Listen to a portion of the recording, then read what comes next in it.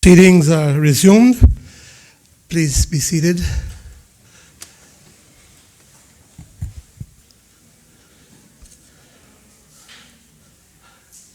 Where's Gloria?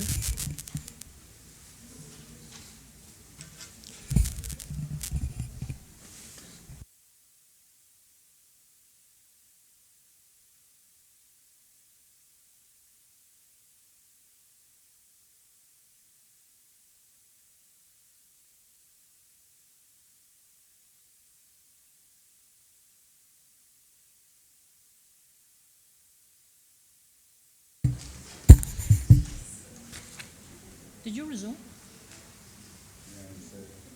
He resumed? Administration of oaths of affirmation. Oath of allegiance and due execution by Ms. Gloria McField Nixon, the acting Honorable Deputy Governor, responsible for the portfolio of the Civil Service, to be the temporary ex officio member of the Legislative Assembly.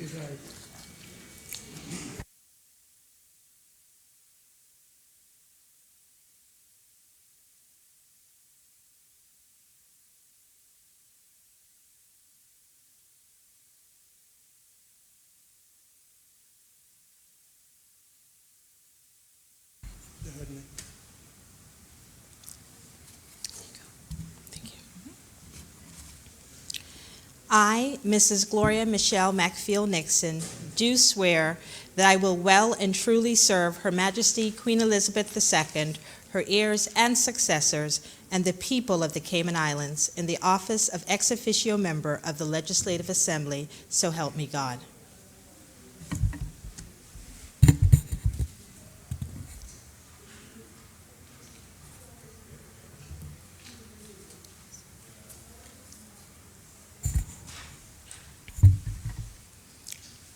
I, Mrs. Gloria Michelle McField Nixon, do swear that I will be faithful and bear true allegiance to Her Majesty Queen Elizabeth II, her heirs and successors, according to law, so help me God.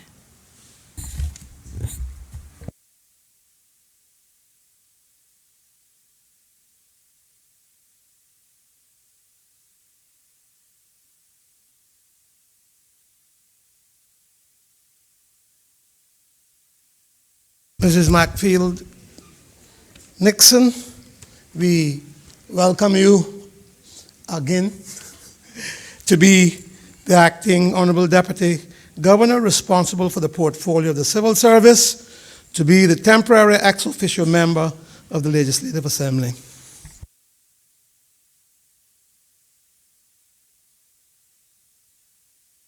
Honorable the Leader of the Opposition, continuing.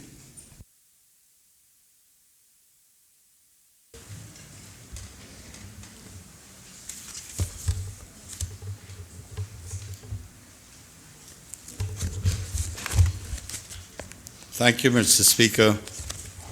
When we took the luncheon break, I was discussing the matter of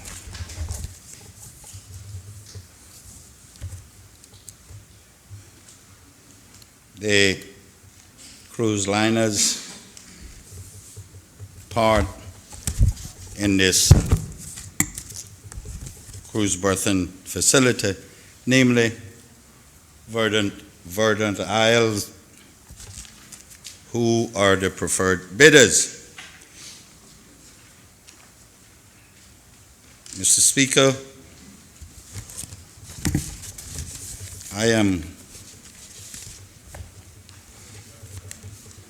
I don't know these people, but certainly, Mr. Speaker,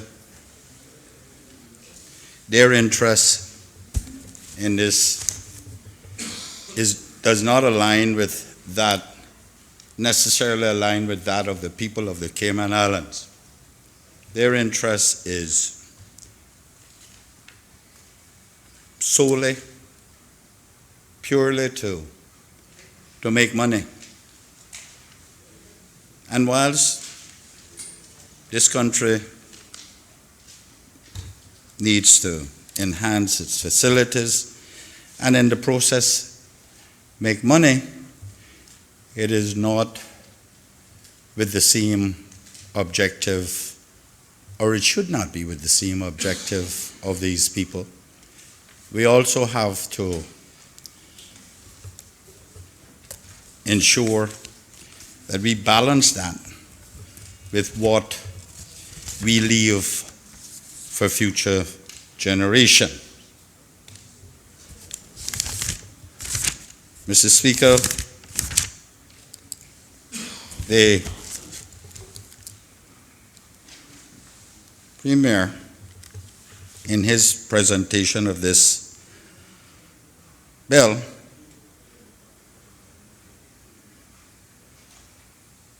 talked about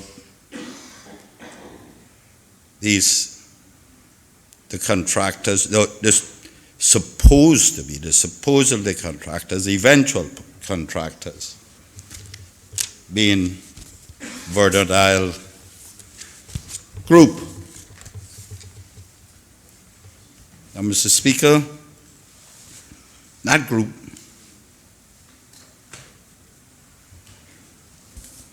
apparently, and in particular the Florida Cruise Association, have their own reputation to deal with. I saw a report recently on the Florida cruise industry, and what was important in there,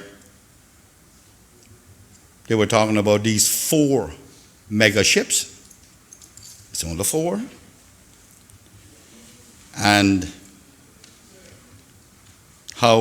what Florida gains out of them being a home port, albeit that's a home port. But it appears like Florida was getting more per day than we were getting per year out of all the ships that come here. Mr. Speaker, I talked about what is happening on our ships, those who use us as a port of call. They sell our excursions or tours for a large amount of money on the ship. And our people, the same little Caymanians that we are supposed to be doing this for, get $20, $25 a head when there are rumors of selling the tours in our country for $80 and up. Mr. Speaker, I then saw a report in the Jamaican papers where they have built 3, 4 ports in Jamaica in anticipation of growth. And now they're saying they're dependent upon Cayman to put in our piers to be able to properly utilize theirs. I've talked to some of my counterparts in Jamaica, and depending on who you talk to, like anything else, that's what politics is about, debate and counter-debate. Like anything else, some of them tell me about how they have been taken for a ride by the same Florida Association. Mr. Speaker, I want to put it this way. The Premier spoke about Mr. Berkeley and Captain Charles. 2 good gentlemen. I didn't know Mr. Berkeley that well. Captain Charles considered me a little son, he used to call me. Good men. made their mark in this society, and I'm not saying that Mr. Berkeley did not have the right to do that dock out there, but hitherto, it was NOTHING, nothing here. And Mr. Speaker, yes, I understand they were in a position, and today we are in a position to say that that decision was right. But Mr. Speaker, it has taken us 77 until now. Or we realized it before that. Mr. Speaker, they were right. They were right. But Mr. Speaker, suppose, just suppose, I am right now, and those CPR and all the others in this community are right, and the government is wrong. Are we prepared to take that risk? Mr. Speaker, I've said oftentimes that I am no tree hugger. You will not find Ard McLean hugging up any tree to stop it development. I'm not hugging up any tree, Mr. Speaker. But I also understand, with this caveat, that extinction is forever. It's gone. Once it's gone, it is gone. There is no coming back. And Mr. Speaker, my experiences, as most people will know, started as a merchant marine engineer. Young little fella,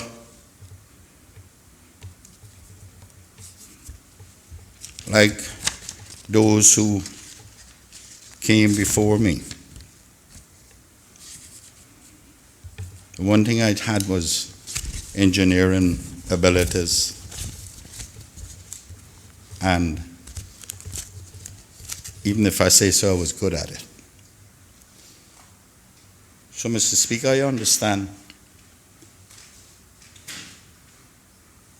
the operations of vessels. I have seen, I have traveled, I have circumvented the world. Long before I was 21, I'd already gone around it once. I've seen development of ports in other countries where they have seaports, or for that matter, river ports. And invariably, every time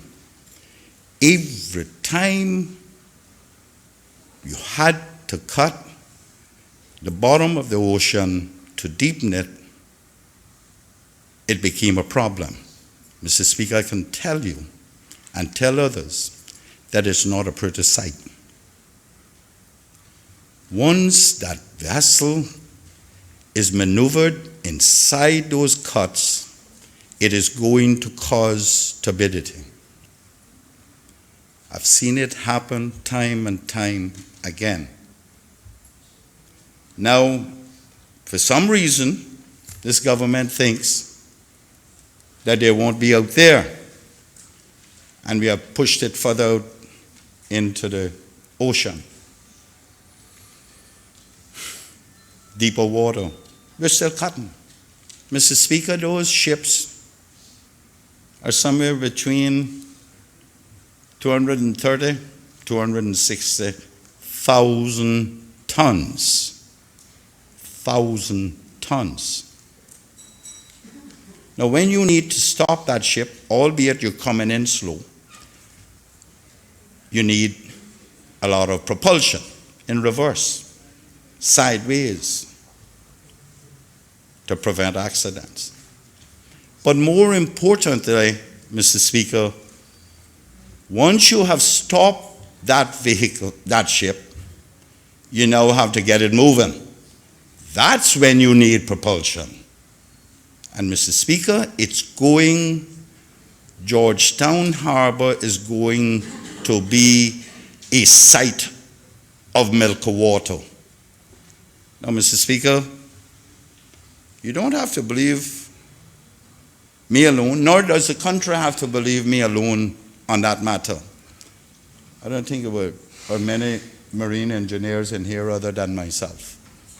But you don't have to believe me. This Premier read a letter from the newspapers this morning. And he said it was instructive. That's why he was reading it. I thought instructive was relative there because it was supporting his position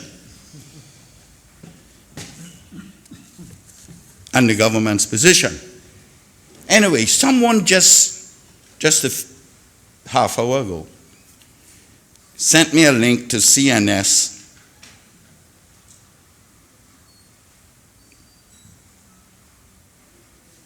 which directed me to a viewpoint.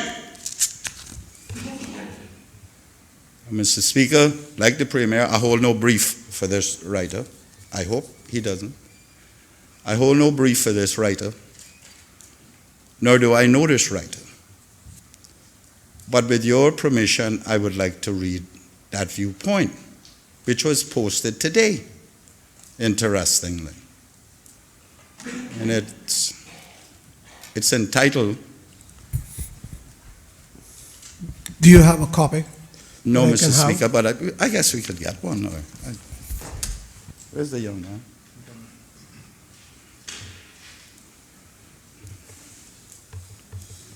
Whilst they're getting that, Mr. Speaker, I would like to touch briefly on what some of that is going to talk about, in that I heard the Premier read extensively about the EIA that was conducted and the removing of the replanting of the coral, relocation of the coral in Georgetown Harbor. Mr. Speaker, I don't know which EIA the Premier is reading from, or should I say is quoting from.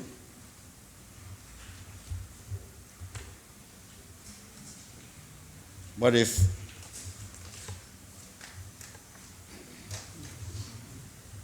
I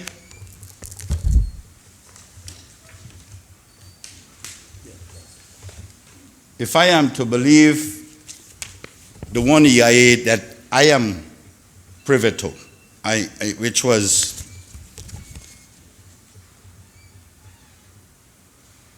the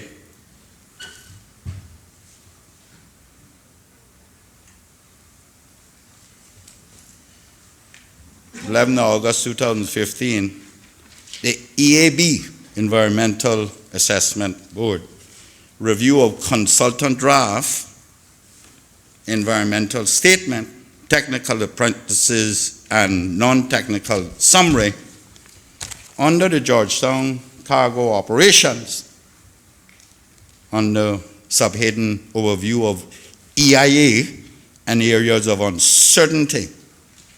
3, it says cargo operations, page 8. 6, cargo operations, the scope of the EIA pertain only to cruise berthing and did not call for an assessment of the capacity of existing or future cargo operations. The TOR, term of reference, did, however, stipulate that the EIA should consider the interface between cruise and cargo operations and how cruise berthing may affect cargo operations during construction and operation of the berthing facility. Therefore, whilst the environmental statement, ES, refers to the opportunity to expand existing cargo operations. This has not been scoped. Example, traffic, air quality, visual impact, requirement for additional dredging, etc., or adequately assessed in the context of this EIA. So, Mr. Speaker, I'm no scientist. There are many in our country we call mad scientists, but I don't know what category I fall in, but I know I'm not a qualified scientist. But, Mr. Speaker, this viewpoint is quite instructive as well.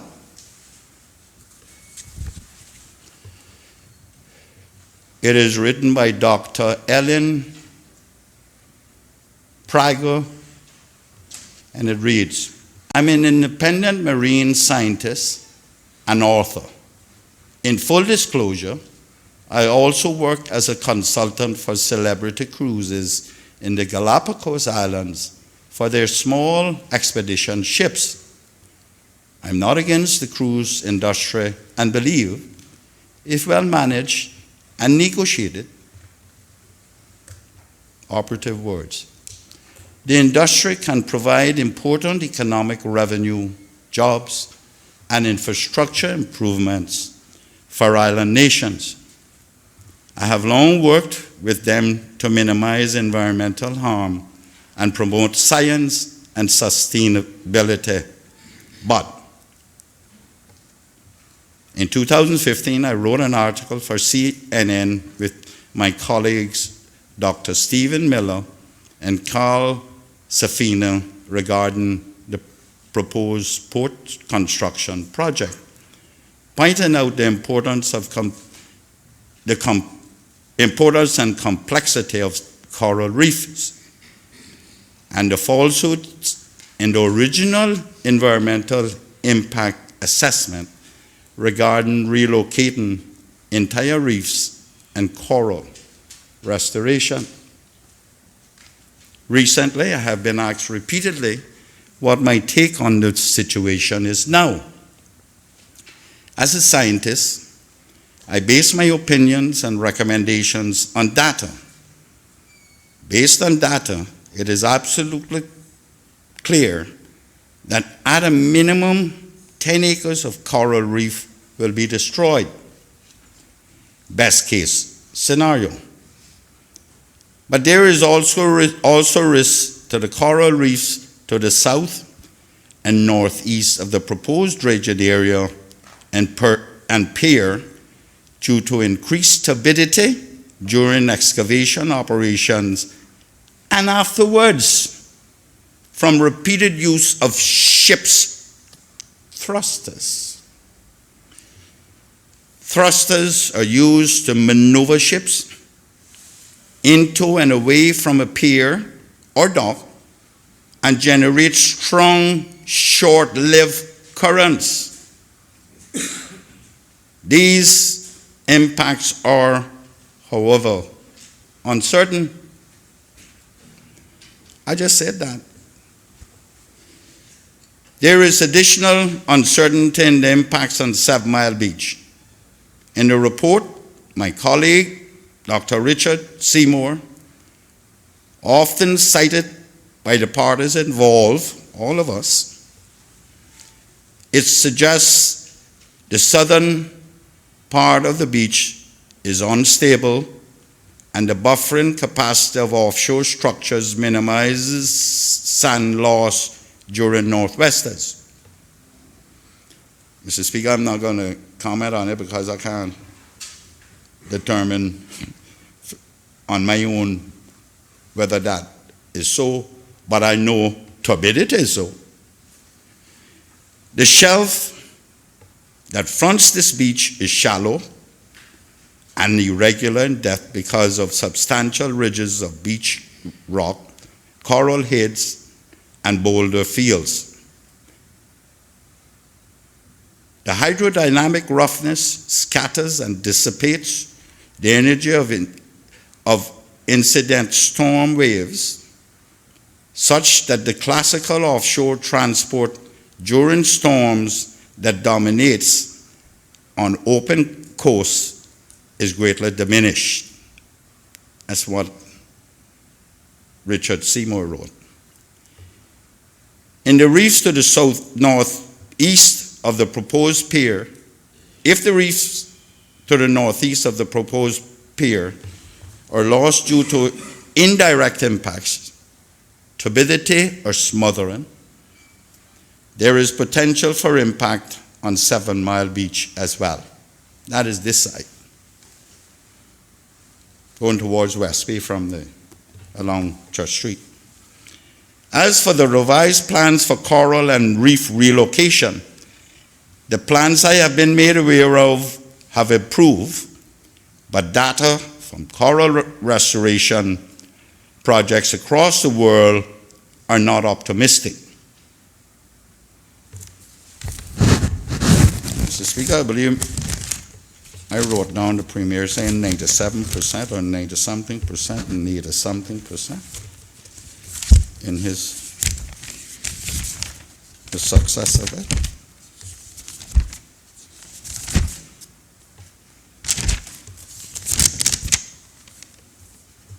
'87 in West Bay, 93 on the other sites.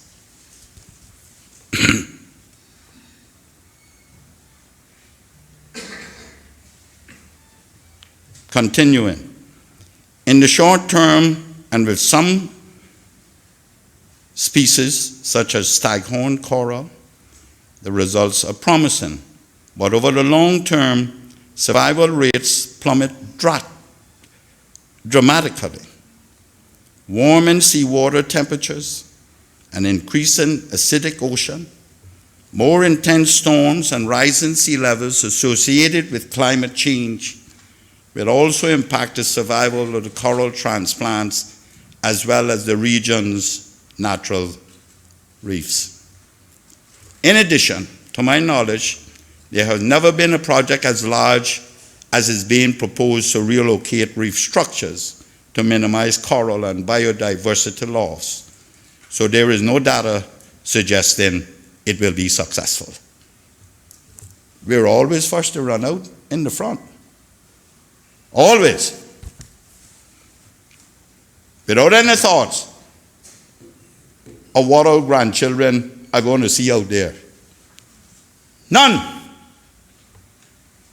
Yet, we talk about we want them to go catch lobsters and go along the bay and catch whelks and go and throw the lines like we did because it was a necessity for us to survive. We had to take them to the fish home for our parents to fry. We won't leave that, but we have no thoughts about it. Bottom line is, it will be the choice of the citizens of Grand Cayman. What do you want the future of the islands to look like? And what are you willing to risk? Will you risk harbor with clear, beautiful water, alive with fish and other marine life that avails snorkeling, diving, submarine rides, and a spectacular view for waterfront restaurants? Will you risk a change in the overall oceanographic dynamics and geology that puts 7 Mile Beach at risk, as well as additional acreage of coral reef? Mr. Speaker, that's why I said earlier, suppose we're right and the government is wrong. I hope the government is right if they're going to force this on. But suppose we're right. Suppose all those 25, 28% people who signed that are right. What happens then? What happens then?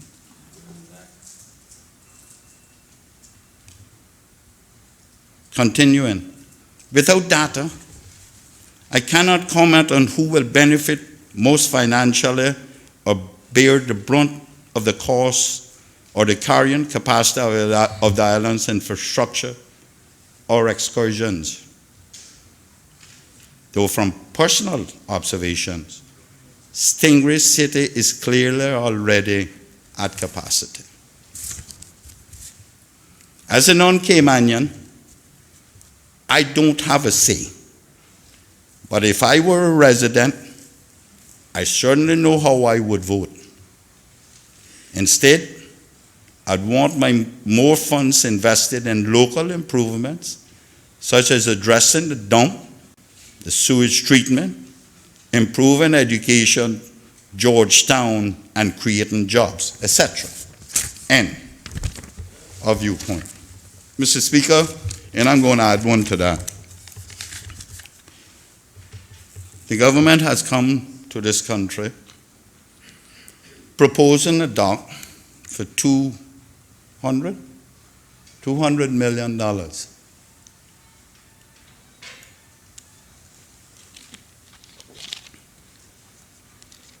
The people in Bodden Town, Northside, and East End is taking 2.5 hours to do a 30-minute drive. Yet, the Premier stands here this morning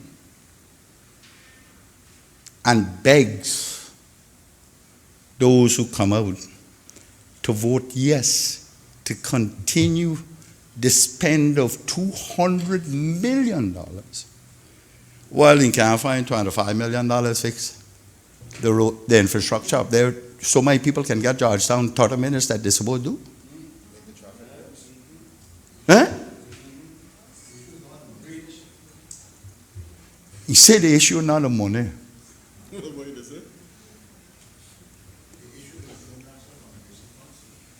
The issue is the National Conservation Council, he says. Who appointed them?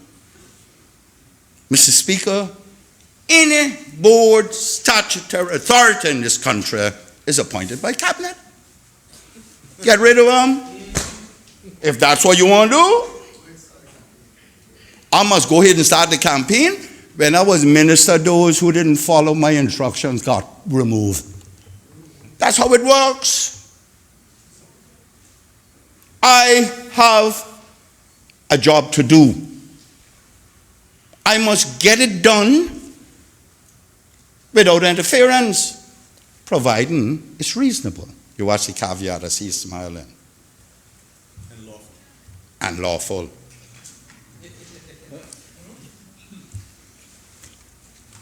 Mr. Speaker, I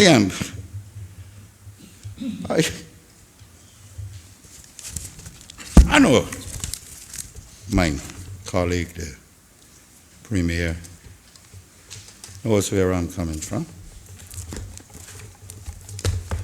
No. Honorable member, Yes, sir. the article you read, that is from CNS, am I right? That is correct, sir. It's from Yes. CNS. I want to make sure that's in the record, Yes, sir. that this article comes from CNS. Cayman News Service, Yeah, I know online. I know who they are. Mr. Speaker, like you, I do too, sir. But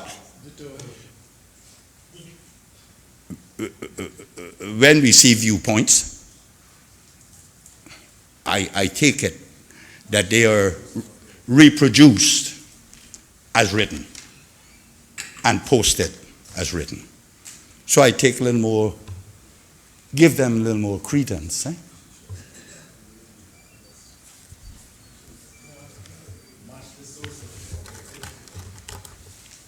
Master source of objectivity. Oh, okay. Mr. Speaker, let me move on now with some more of this because there's much to be said and much to be done here. And don't think now that this could just be shortchanged. Mr. Speaker, I was talking about how the government was mistreating its people. Mr. Speaker, that mistreatment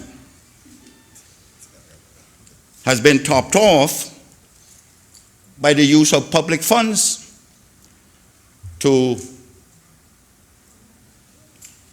in the guise of promoting a government policy.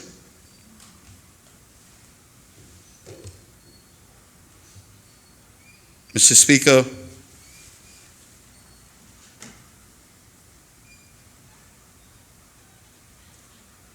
this appears to be abuse of the office of the Premier and misuse of public funds by the Premier in relation to the cruise berthing campaign currently being conducted by the Premier and the coalition government under the guise of education. You can't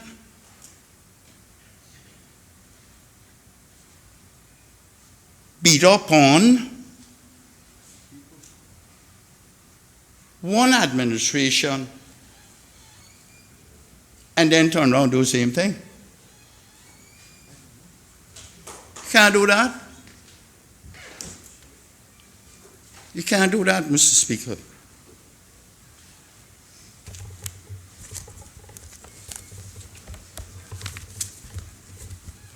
I don't see anybody jumping up. Mr. Speaker,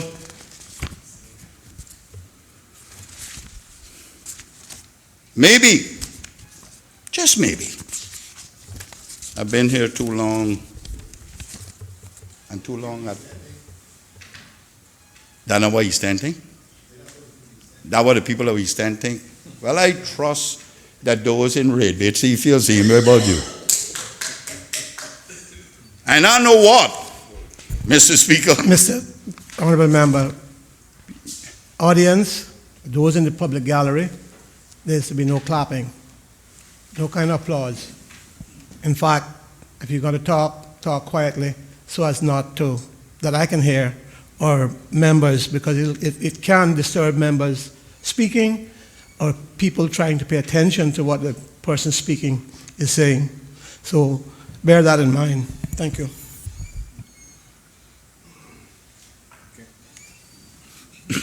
Honorable Member. Mr. Speaker, I thank you for that, but there are those in here who disturb us too.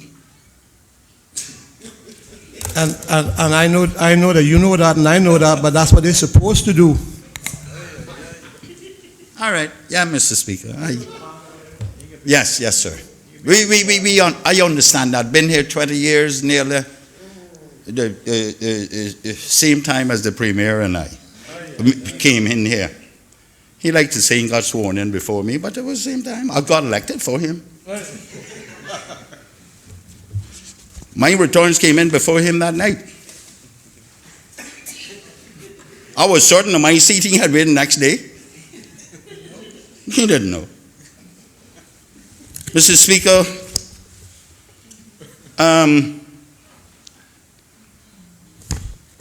Mr. Speaker, I'm the first to admit that the government needs the room, the flexibility, and the utilization of the monies that the government collects from the people to inform them of what they're doing. I'm the first to admit that. I think the people needs to know. But this goes far beyond knowing what they're doing. It is gone far beyond any policy promotion. And you know, interestingly, Mr. Speaker, that in 2012, when your good self was allegedly doing the same thing. Watch my choice of words, sir. Are you defending or are you accusing? Which one?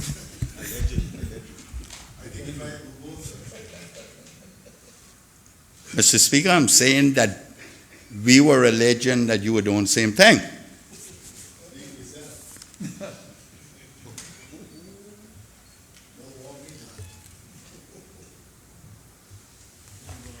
Now you have opened the can of worms. Now you have really opened that can. About speak for myself. Mr. Speaker, with your permission, let me read a letter dated the 16th of September 2012. Then let the world decide if I'm speaking for myself alone.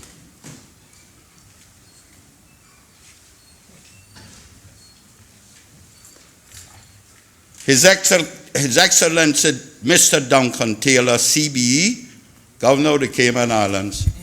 Cayman Islands government. Honorable member, can you get me a copy, please? Right there. Okay. Government Administration Building, Georgetown, Grand Cayman. There, sir. Read. You'll get to the end of it. UDP financing and promoting of anti-one-man vote or MOV campaign. I write to lodge an official complaint with your office regarding what appears to be abuse of office and misuse of public funds by the Premier in relation to the anti-one-man, one-vote campaign currently being conducted by the Premier and the UDP administration under the guise of an education campaign. You see where I pick my words from?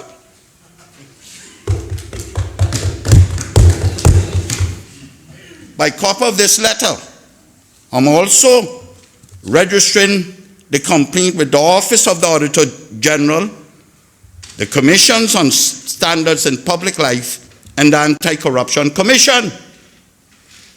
In February this year, two of my colleagues, MLA Ezra Miller and MLA Arden McLean, in conjunction with the One Man, One Vote Committee, launched a petition seeking a people-initiated referendum on the question as to whether the Cayman Islands should adopt the principle of one man, one vote, and convert our system of electoral districts to single-member constituencies.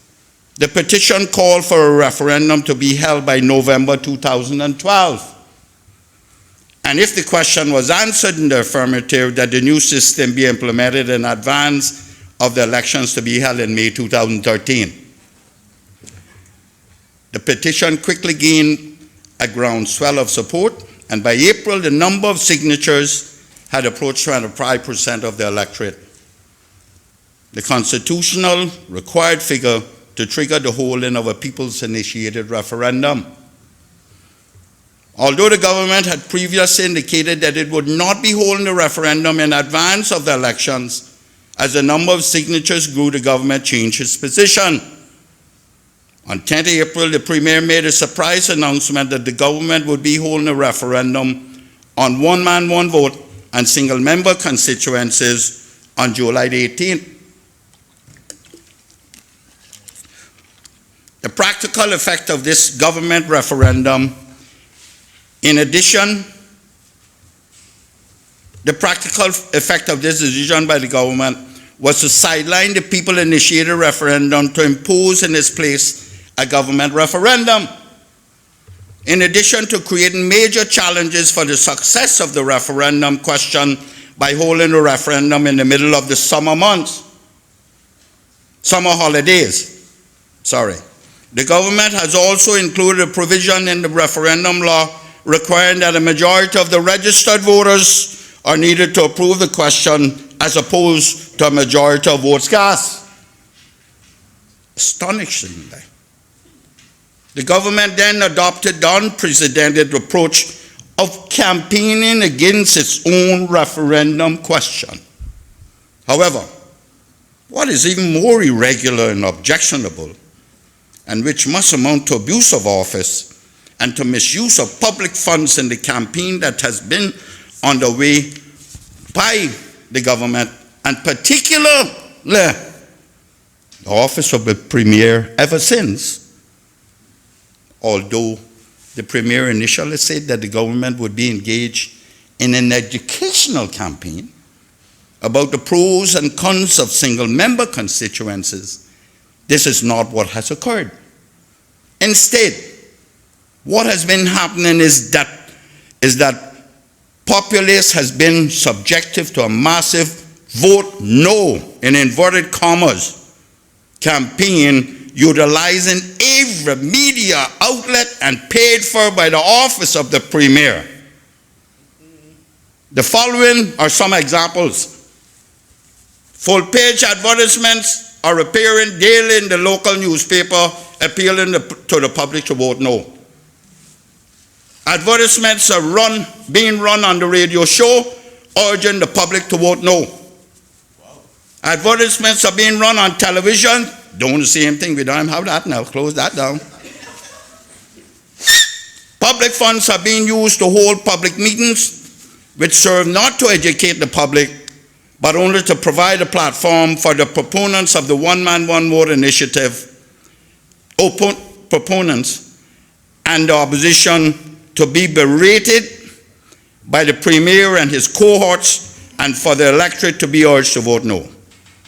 Some of these meetings are being broadcast live on Radio Cayman, again, presumably being paid for from the public purse. At some meetings, example, the public meeting held in Caymanbrac over the past weekend, the public is being treated to meals, again paid for from the public purse. The government has engaged the services of well-known Caymanian boxer Charles Whitaker in an extensive marketing campaign for the no vote. This includes a number of television advertisements produced using government resources, including the Dalmine Ebanks boxing gym.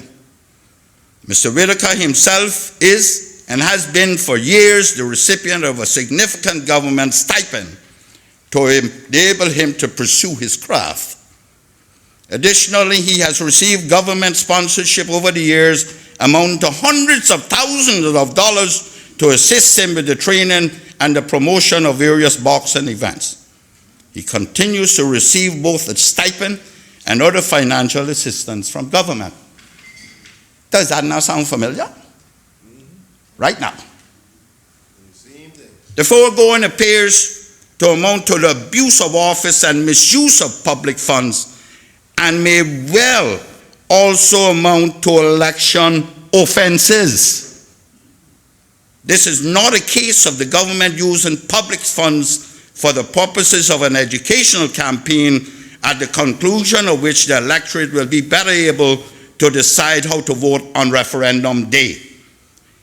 This is the flagrant abuse of the office of the Premier and the blatant misuse of public funds to pursue the agenda of the UDP, which is vehemently opposed to the principles of one man, one vote and adoption of single-member constituencies.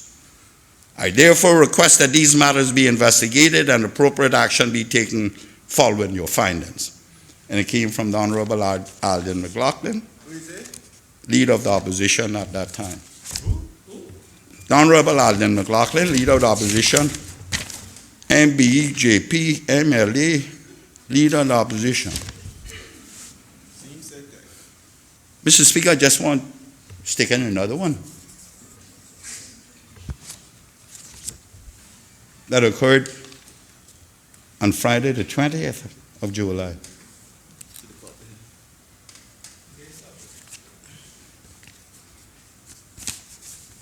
Mr. Speaker, I tell on there, I got an elephant, a memory like an elephant, and I say a piece of paper. I'm a holder. Statement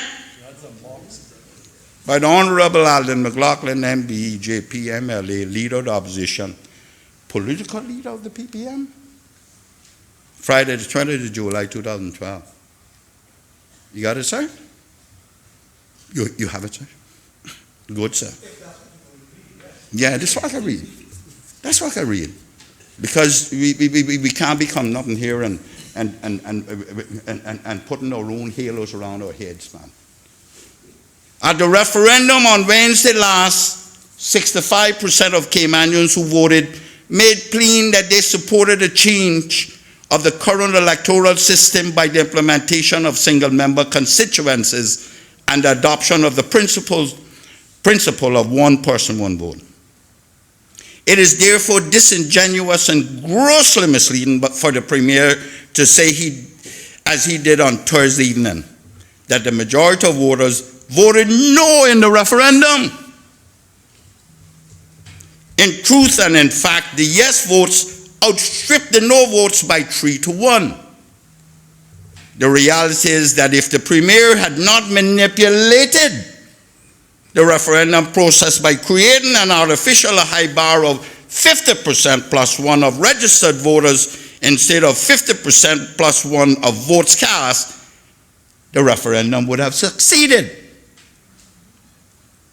It would have succeeded despite the fact that the government employed the full machinery of the office of the Premier and utilized public funds in an expensive advertising campaign to persuade the electorate to vote no.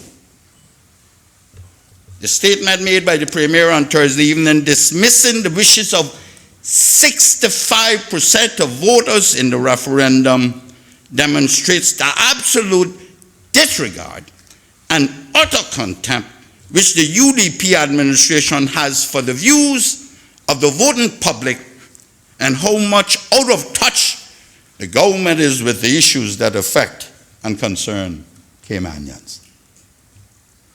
The Premier says that he doesn't believe that single-member constituencies are good for the country, and thus it doesn't matter to him that 65% of those who voted on Wednesday last believe that single-member constituencies is the way to go.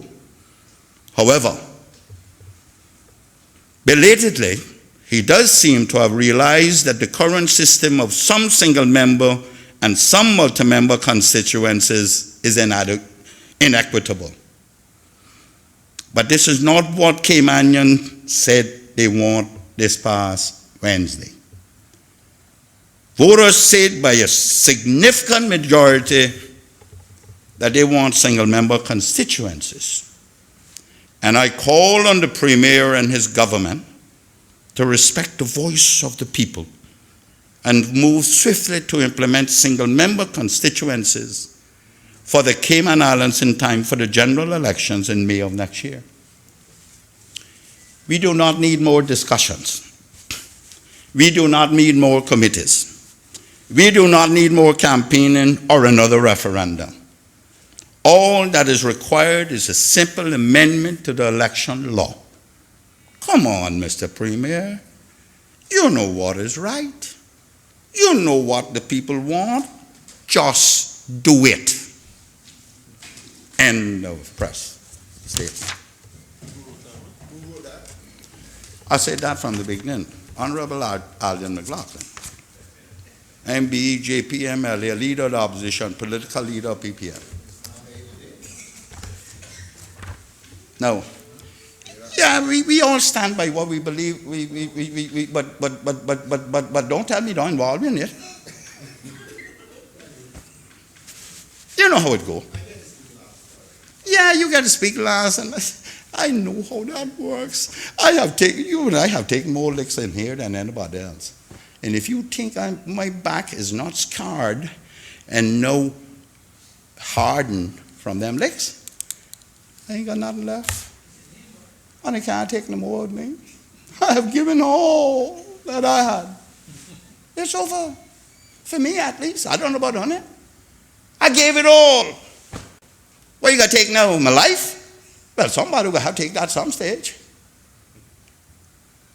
Shortness of breath, heart attack. That's somebody. That's some entity. But I know what? I keep telling you all that real estate does not belong to me. That real estate belongs to the people of East End in particular, and the people of this country in general.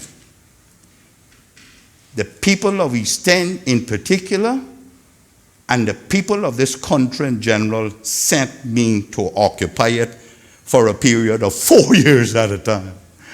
I in it now. I in it now. And I'm going to advocate on their behalf. If I'm wrong, then stop me. But I'm not going in here and tell no lie on anybody. Or I'll try not to. When the people of East End and this country say, "I'm the time for you to go home now," I'm going home. Unlike many in here who don't want to go. I'm going because I know I can walk throughout this country and look every Caymanian, every resident straight in the eye and justify my actions while occupying the seat in here. I know that. I ain't ask no questions about that. Nobody don't need to remind me of that.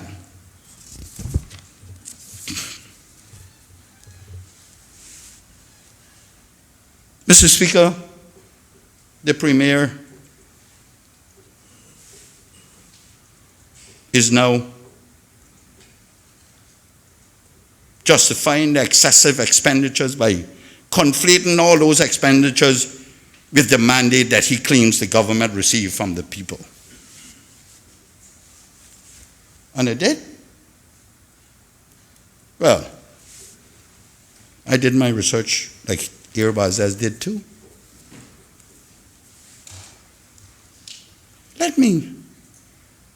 Please allow me, Mr. Speaker, to enlighten all of them on how this works.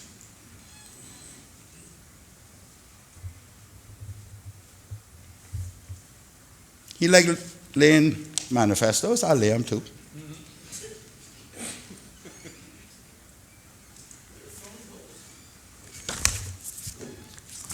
Think I can anticipate people?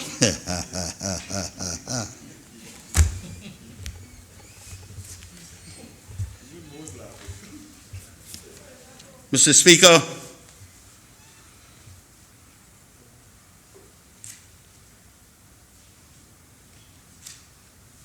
only one time has PPM received a mandate in this country. And that was in 2005. At that time, there was no discussions around building of any pairs. Manifesto did not even mention it. The facts are that the PPM lost the election. Mr. Speaker, a point of order, sir. Mr. Premier, the point of What order. the honorable member just said is factually incorrect. The Progressives government won 10 seats in the 2013 election. As far as I know, 10 is the majority of 19.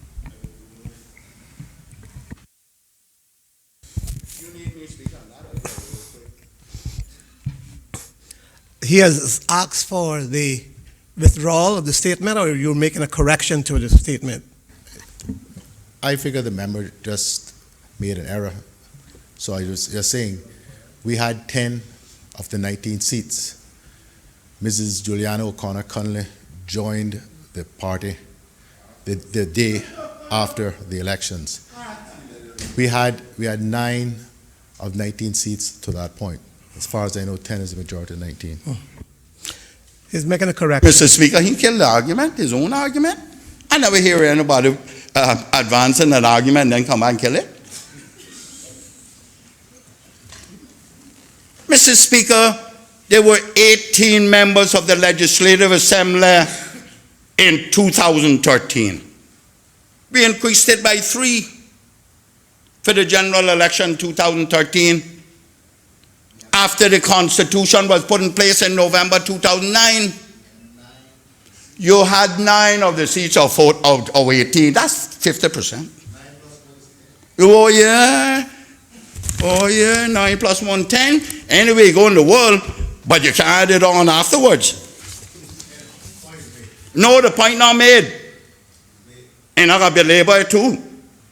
Mr. Speaker, number of elected members and nominated candidates per electoral district and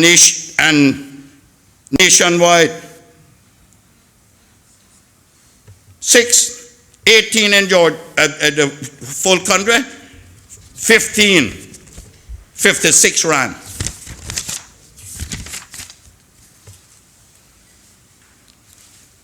This is reports. Walk with it in my back pocket. Tabulation and announcements of results. Announcement of results. Final results of the general election 2013. People's Progressive Movement, PPM, 9. United Democratic Party, UDP, 3. Independent candidates endorsed by the Coalition for Cayman, C4C, 3. Independent candidates, 2. That just happened to be me, Mr. Miller and I. People's National Alliance, PNA. Uno, 1. And who was that? The Honorable Minister, the now Honorable Minister for Education. He's right. Sadly, she went over there. She jumped over there on Saturday. He has never received a mandate since 2005 when I was there. Mr. Speaker, you know, when it comes up with these numbers and know that I've been studying them all the time, I don't come in here with this thing in a vacuum, you know. Mr. Speaker,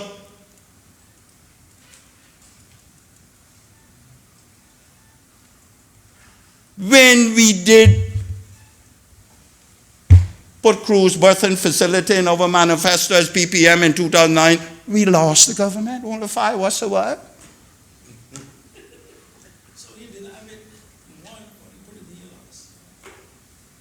When he did it in 2013, he lost.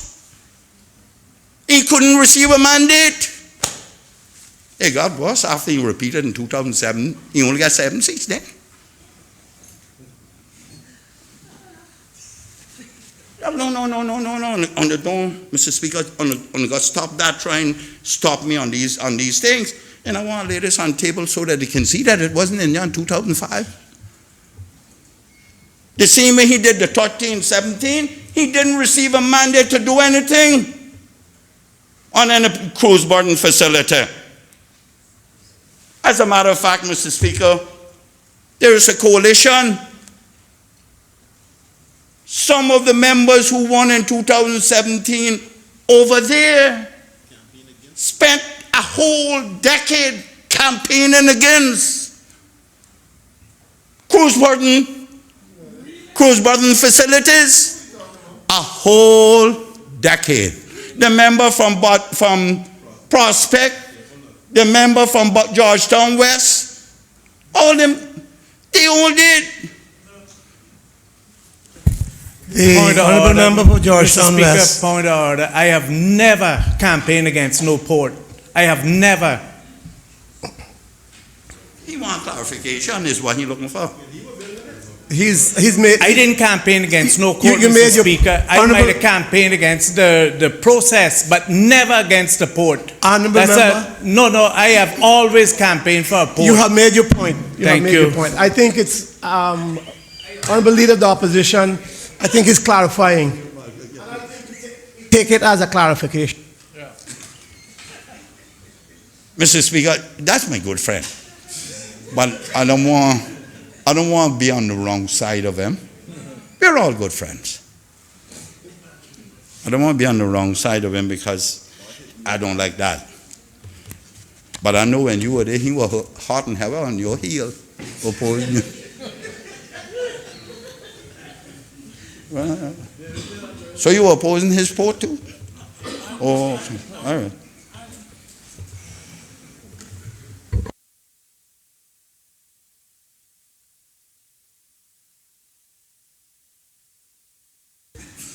Mr. Speaker, we got to move on.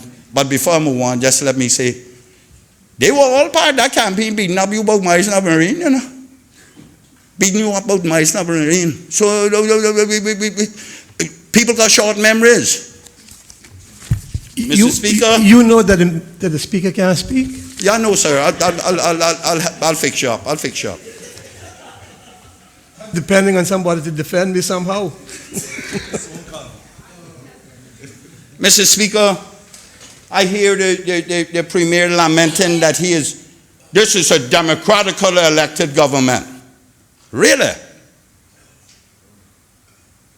What we have is a coalition government made up of democratically elected representatives. But we don't have no democratically elected government.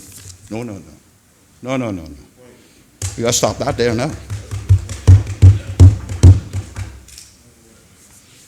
Everybody coming with their land basket. And Mr. Speaker, it can happen to any of us. Everybody comes. We need form of government. But everybody comes with their hand holding out. Not in the sense that we talk about money or anything, Mr. Speaker, but everybody wants something and everybody brings something to the table. I don't know what the member from Prospect, what his demands were, if it was not to build a port. But I know if I'd opposed it that long, that would be part of my agreement come in. I don't know.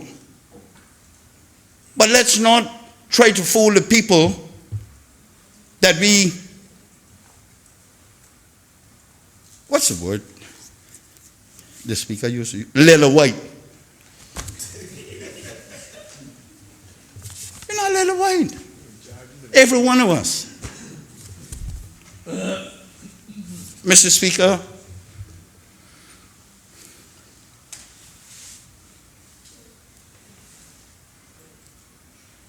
the government has at long last conceded, only by virtue of the people getting the 25% to trigger the referendum.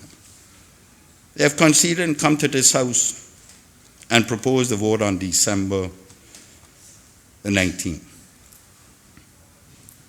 Let me further quote the Premier on this very matter from a different time that is aptly recorded in our history. On May the 10th, 2012, the Premier, while being the leader of the opposition, is recorded as saying,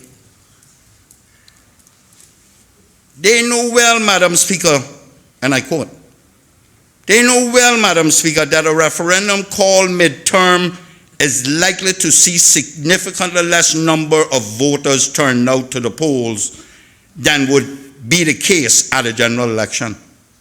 I can tell you, Madam Speaker, because I've done the numbers, that while 79.9% of the electorate voted in the elections in May 2009, only 73.4% actually voted in the referendum.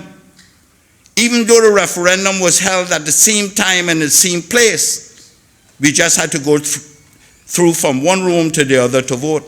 So some 12,000 plus people voted in the referendum, in the election for candidates, and only 11,000 plus voted in the referendum. A referendum called midterm where people don't have the added incentive of turning out to vote for candidates of their choice is going to see a significantly lower percentage of the electorate turn out. And so, Madam Speaker, when the government insists on this artificial high bar of 50% plus of the electorate to let the referendum question succeed, they are setting it up for failure. He also said on that same day. Mr. Speaker. The Honorable Premier, Mr. Speaker. the Honorable Leader of the Opposition, Point of order. he's rising on It's a point of order. It's a point of order. Can you take your seat? Thank you. The member is deliberately misleading the House by suggesting the way that he is presenting this point, that the government has a choice about the 50% plus one requirement of Section 70 of the Constitution. The government has no choice. For it to be binding, it requires 50% plus one because the Constitution says so, not because the government says so. That was not the case with the referendum on one man, one vote, which was a government-initiated referendum, not a people-initiated referendum. Mr. Speaker, I know he will say that. I think I didn't anticipate him. I'm ready for him too. Again, let me finish it, Mr. Speaker. I am merely reading the quote from the Hansons. Okay? That's what he said. On that particular time, on that particular matter. One man, one vote referendum. No, I ain't for nothing. No.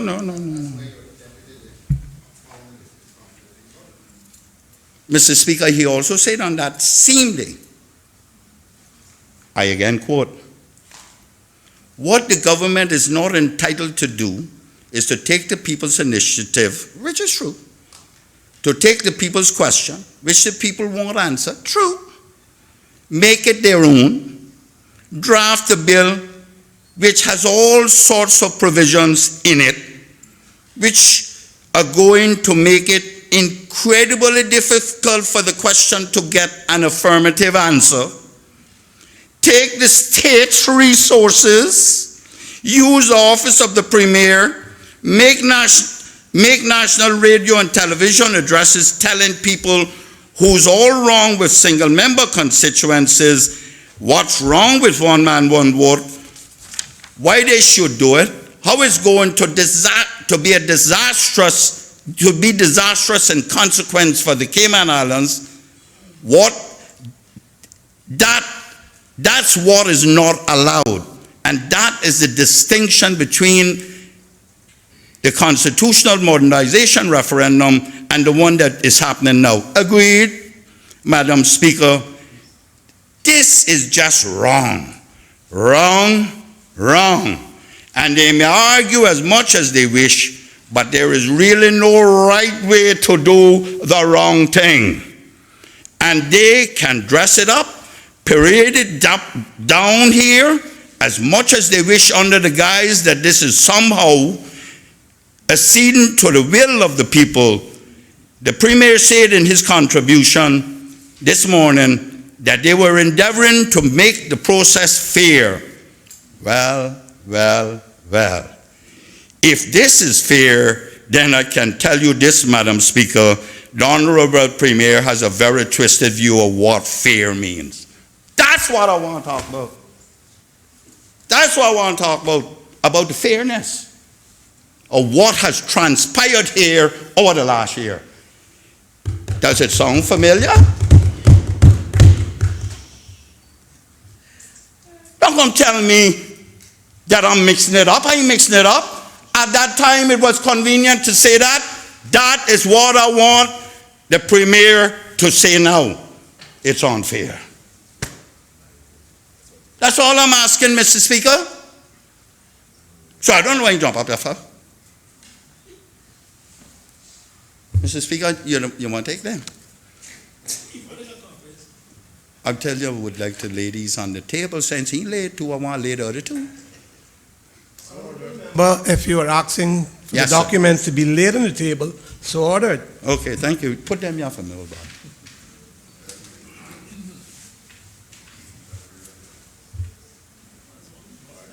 Mr. Speaker,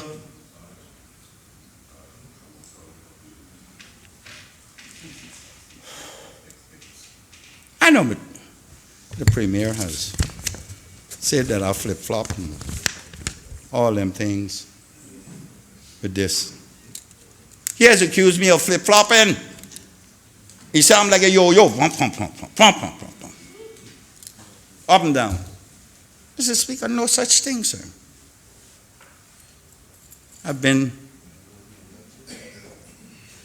I turned 18 in September, and by December I was gone. I said that. So I've been there. seen it. Got a t-shirt and a cap. Mr. Speaker, it has always been my view that if this country is going to go into such an infrastructure, it must be justified. Mr. Speaker, when you were in charge, and my good friend on 2 occasions, CG, remember from West Bay, was the head person with the dock, 2002 till 2005, then 2009 till 2013. I always had an audience when I wanted it, or when he wanted certain aspects of advice, he would call me and we would sit down and I would give him the best advice I had available. All that I knew, I gave him. That's the last time I had any talk about this, you know, Mr. Speaker. That's the last time. I don't know if you were aware of it then, or if he were consulting with you and bringing it back, or it would go on through one ear and come out the other. But at least he asked me.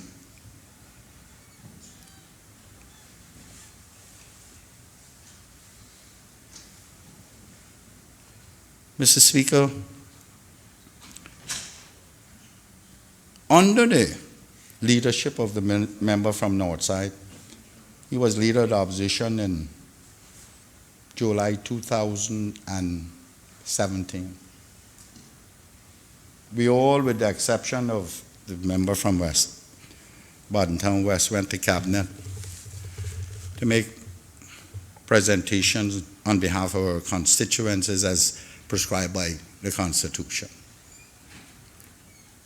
Part of that presentation included the then leader of the opposition presenting to Cabinet a list of things that we would like to be briefed on. And it included the cruise berthing facility. It also included things like the airport and the dump and other things that are of national interest.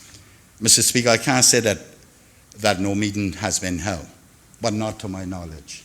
I have no knowledge of government coming and us sitting down and talking about it. So, Mr. Speaker, and my fellow Caymanian and residents, pardon me if I'm mad. Pardon me if I say I'm not involved in the governance of your country. Pardon me if I say you should get involved and go and do another initiative tomorrow morning, because I don't know. They don't tell me anything.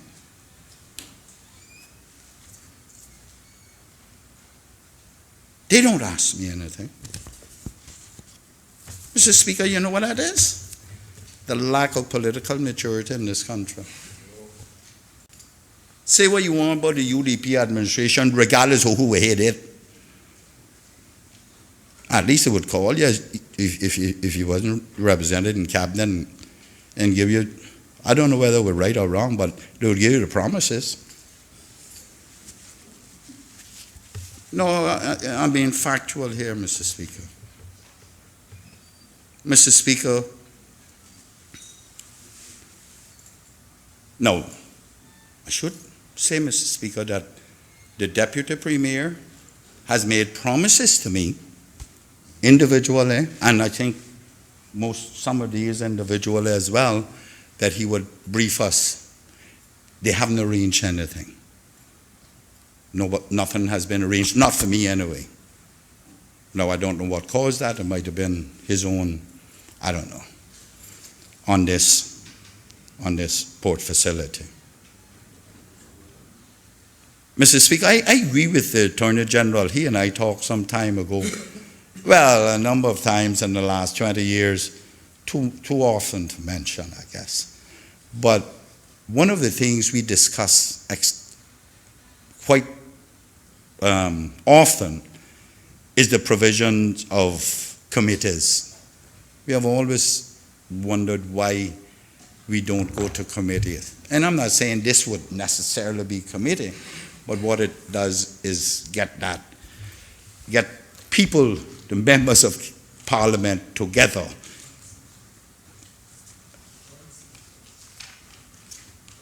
Joint select committees, yes. And what it does, it diffuses all of the rhetoric in that you can't get up over here and beat up the government if you agree on a particular thing in joint select committee or a law or whatever the case may be. I said to the Attorney General on those occasions, the only thing missing out of your idea is political maturity. You're not ready for that. Yet, we want the people of this country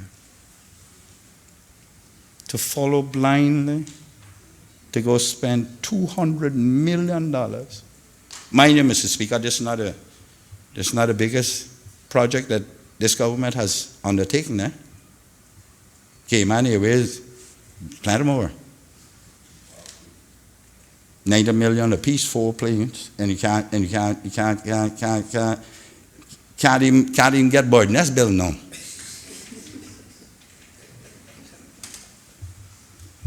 Birds don't even want to fly in them. Mr. Speaker, and I know there's a need for us to work together. But Mr. Speaker, the only time I hear that there's a need to work together is, aren't you really need to work with the government? Never hear nobody saying the government need to work with the opposition. And Mr. Speaker, I have a pretty good relationship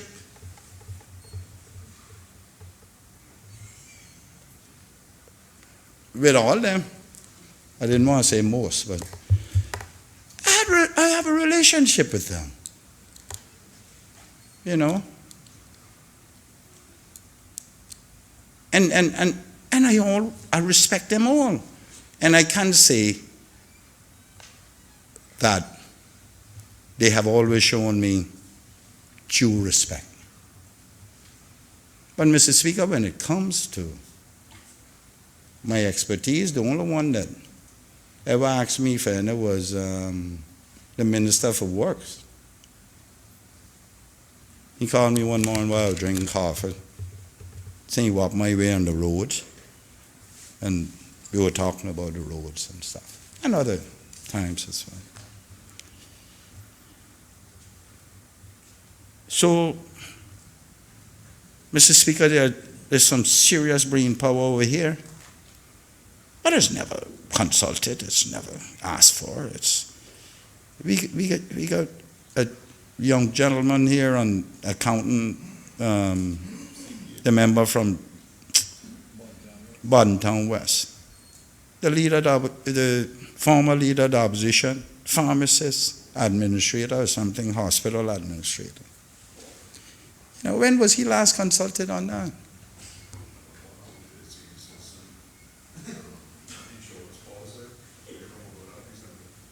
You know, so when the country blames me for getting up in here and rehashing all of these hypocritical positions that I see,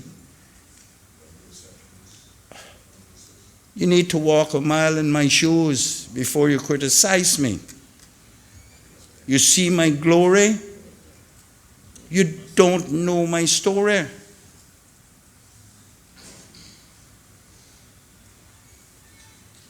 The Premier knows my capabilities. You think he called me? He not called me. One thing you say about the deputy is if you call him, he could be in Timbuktu and he'll call you back. Yeah. I see, give you your due. Yeah. Don't think I get it from too much of the rest. Roy, too. The Minister of Finance, yeah. And then you call, too, yeah. Occasionally you'll change your mind, call, yeah. Member. Mr. Speaker, I think you have about 10 minutes left. you're joking. No, it can't be that. Mr. Speaker, who's the clock watcher in here? Somebody not keeping good one. What? 15 minutes, Mr. Leader.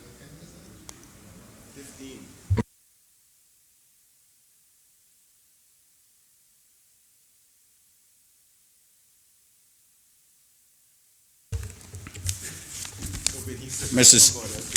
Mr. Speaker,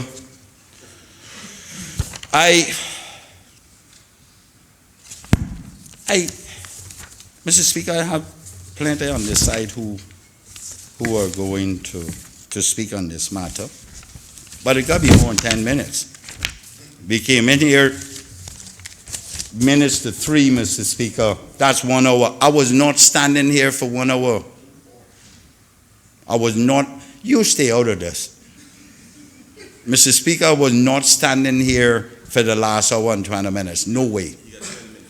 When I started here, you got to stop watch or what? You stay out this. When I started here, Mr. Speaker, there's no way I spoke for an hour.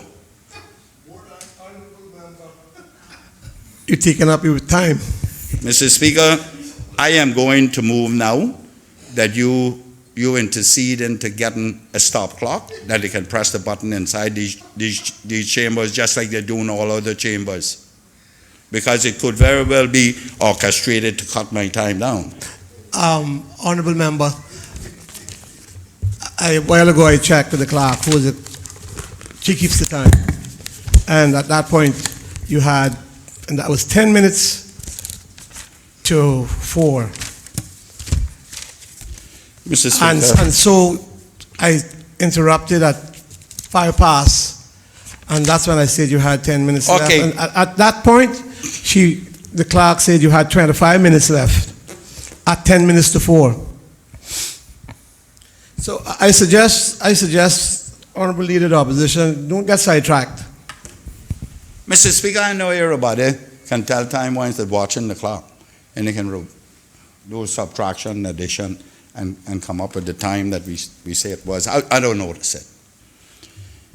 Since I have no more time, Mr. Speaker. According to the clerk, you have up until 15 minutes past 4. And of course, standing orders does allow for a 10 brief. minutes more. Yeah, not 10. No.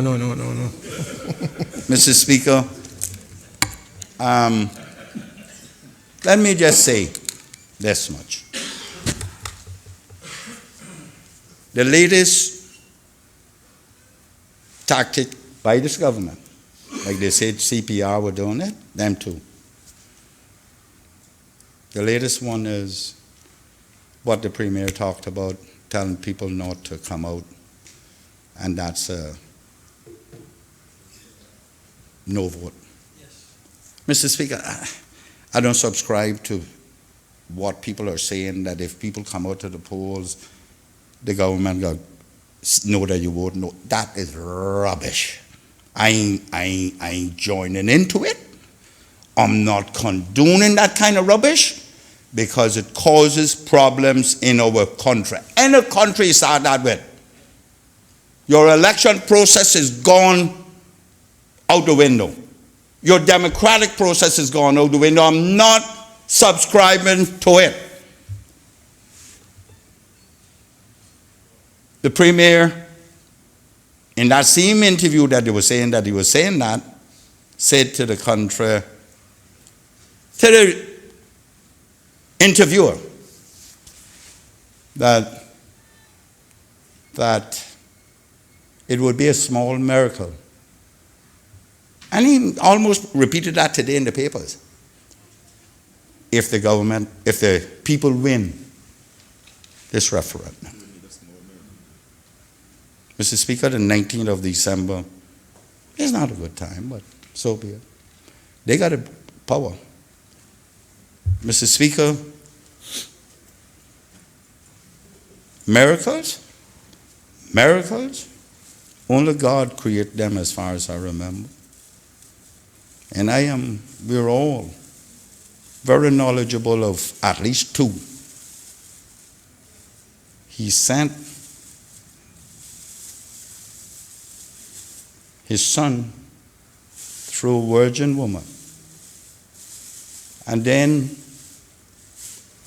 at a later stage, when we as human beings crucified him, nailed him to the cross and killed him, he took him out of the tomb and brought him back home with him. So there are two miracles we know about, two that we celebrate. One during Christmas and one during Easter. You're a Christian, a family founded, a country founded on Christian beliefs. So all of us know that. The Premier says it's going to be a small miracle. This is the only time in Caymanians' lives that they will be given the opportunity to create a miracle. And it's Christmas time. And we talk about the manger and the hay. But we also talk about the swaddling clothes. He called for them to vote yes. I'm calling for them to give him a miracle. Wrap it up in swaddling clothes and present it to him just before Christmas. That's what he needs now. He needs to watch what he says. He started with divine intervention in 2008, 7. It happened. Be careful what you ask for. When it comes, you mightn't be able to handle it. Then he called for the people, or told the people they could unverify their names. Nobody went. Now he's calling for miracle. Agriculture department got plenty of bales of hay up there. If we need to create a manger, I'll take up plenty of wood. Let's create the manger, get the hay, wrap it in swaddling clothes, and present it to the Premier. It's time now, man. Christmas miracle. Christmas miracle. All he is doing is disrupting our little Christmas giveaways by having it during that period. Mr. Speaker, I thank you and I thank the people of this country for the opportunity to speak. There's much more that needs to be done and said, Mr. Speaker. For instance, that law that the government has brought here, it is flawed in so many places. I certainly will point them out in the committee stage. But in this zeal to mix all of these votes together, we have messed it up. Now, Mr. Speaker, the Premier and his cohorts, especially his PA, is sending out press releases saying that this was done in 2009. That is true. It was done in 2009. Couple things they're leaving out.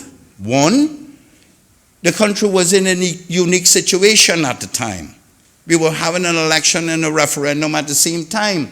So you couldn't count both the referendum and the election for positions in this parliament in the same building. So they separated them. I think they took them all to Family Life Center. But Mr. Speaker, they reported them and they counted them. by constituencies, by electoral districts. Mr. Speaker, that's a fact. That is what is being left out of this equation. I don't know why the other members of this coalition government is being led down this road. I want to know what the people of East End saying. I want to know if they say to me they are supporting it, because if they are, pass me the first shovel. I'll go and dig the first hole out there. How can they sit down here and allow the front bench to say that they want to mix all these votes up? It's not done anyplace else. London, Brexit, we know which constituency voted for what. London was the only one that did not vote to leave the EU. We know that.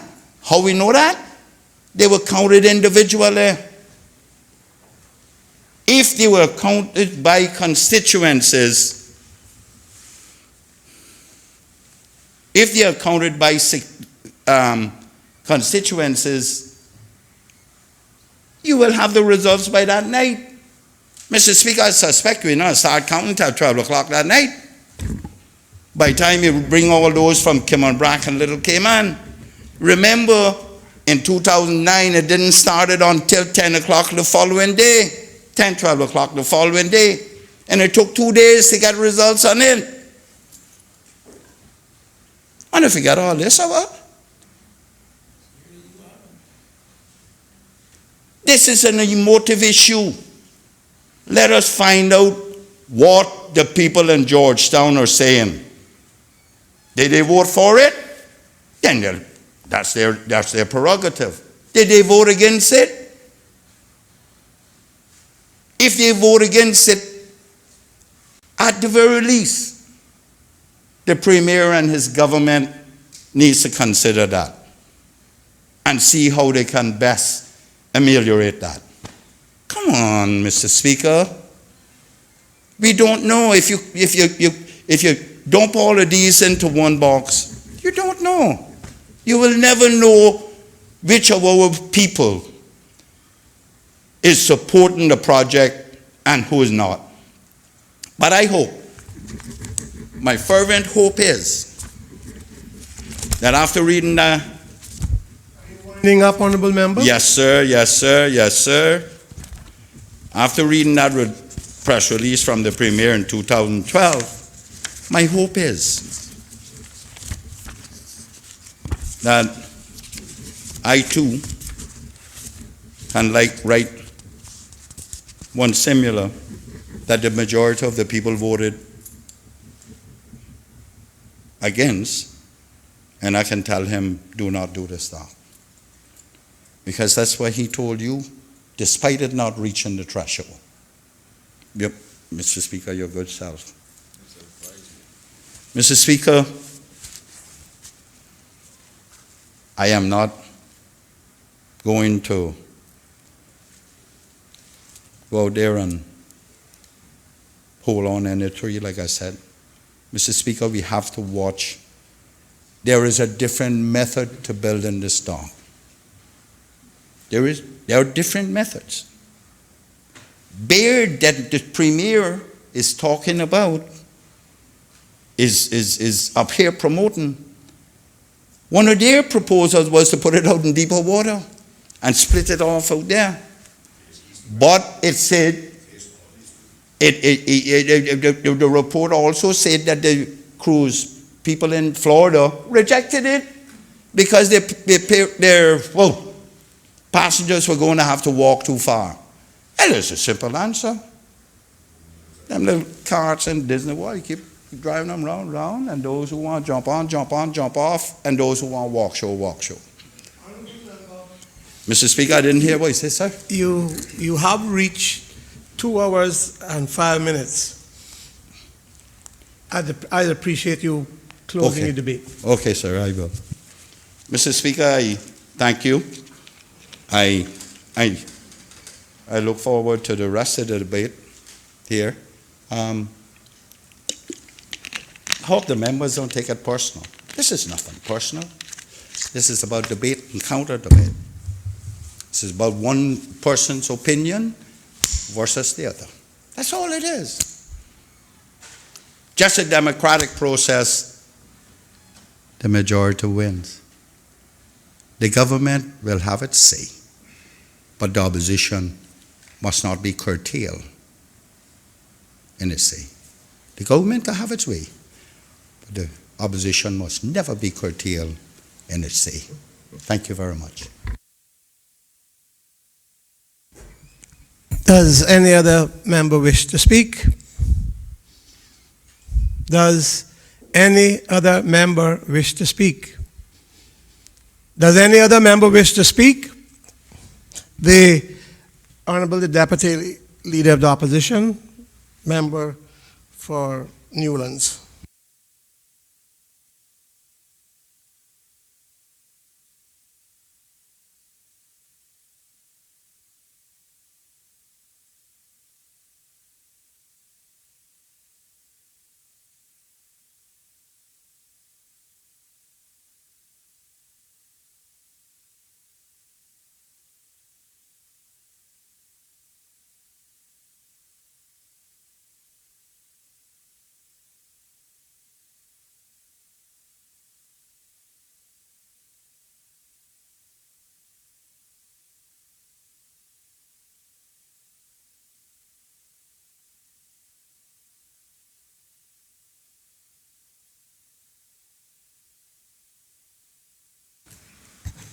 Thank you, Mr. Speaker. Speaker, I was hoping that we would have heard from a member on the other side, but it looks like they're either going to wait us out or they're not going to speak.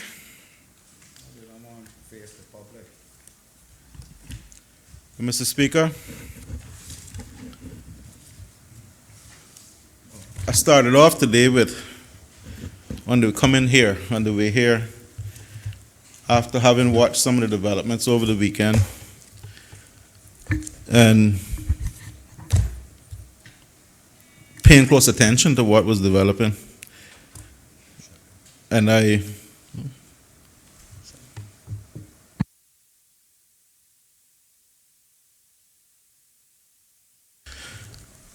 had hopes that maybe when the government had seen the legal opinion that was obtained by the CPR group, that maybe we would have had a change of attitude when we arrive here today, and more of a sense of cooperation coming from the government, Mr. Speaker, because what I did read in that legal opinion was, and I'm no lawyer or judge, but it was quite convincing to me and compelling that I thought the government would have taken heed. Mr. Speaker, what I arrived here today to see, and I'm quite saddened by it, to be honest, is that I had to sit here again and listen to the Honorable Premier give a speech that, in my opinion, Mr. Speaker, is not very Premier-like. Mr. Speaker, this people-initiated referendum is a first in our democracy. It is an event that should be paid close attention to, but it should also be an event that should have been celebrated and welcomed by members of this legislature. Instead, what I heard was the Premier launch another assault against the CPR group. See, making notes already. Against the CPR group, who are citizens in this country. They're not representatives like us. We can come in here and we can battle it out. We can take each other on a level playing field. But we have a citizen group who has exercised a right that is given to them by our Constitution. And to hear the level of anger aimed at them by a leader in this country is troubling. Especially when you consider, Mr. Speaker, that that group is now 5,000 plus strong. 5,000 plus Caymanians joined with that group, signed that petition, and asked us, their elected representatives, to listen to them. So none of us has the right to throw back anything at them. We are now obliged, under this Constitution, Mr. Speaker, to listen and act. So I am disappointed, Mr. Speaker. Mr. Speaker, CPR went out, and I know because I assisted them, not as much as I would have wanted to, but I did assist. And they went out and they gathered signatures.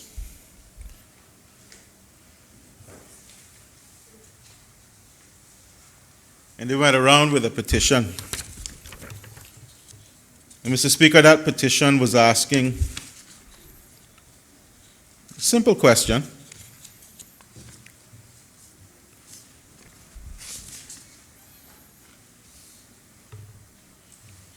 That the proposed cruise berthing facility, a matter of national importance, be decided solely by referendum pursuant to the Constitution.